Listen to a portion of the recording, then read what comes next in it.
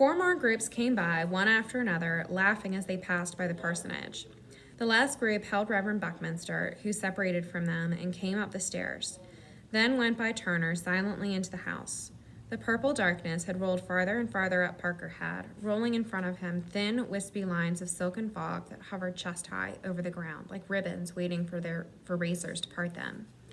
When Parker Head quieted, and it seemed that there would be no more laughing groups up from the hay meadow, Turner jumped off the stoop and strode with giant strides down to the street, breaking one ribbon after another, leaving them swirling and reforming behind him, leaving his house deeper and deeper in the purple night and coming finally to the darkened, empty house of Mrs. Hurd and seeing someone standing on her porch.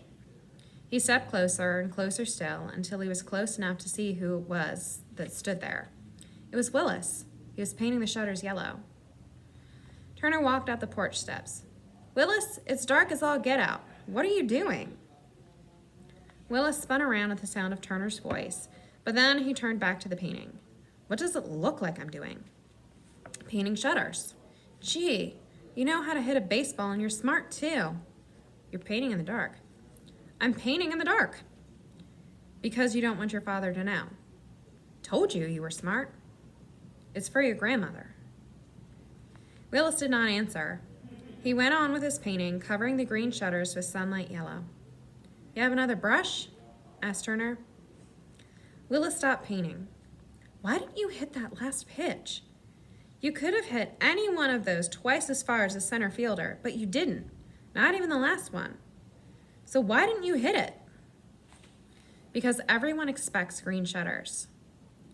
Willis stared at him. He stared at him for a long time. "There's another brush in the pail in that corner, there by the strawberry red. Are you fast?" "Not especially." "That's all right," said Willis. "You can hit a baseball so high that God can catch it without stooping. You don't have to be fast at painting shutters." Turner took the brush and dipped it in the paint can. He moved beside Willis, painting in the dark. Heaven only knew what the shutters would look like come morning, but they would be yellow again, just as Mrs. Hurd had kept them. He began to paint, while behind him the stars glittered for all they were worth, which was considerable, and every single one of them held its place in the night sky without falling. Every single one.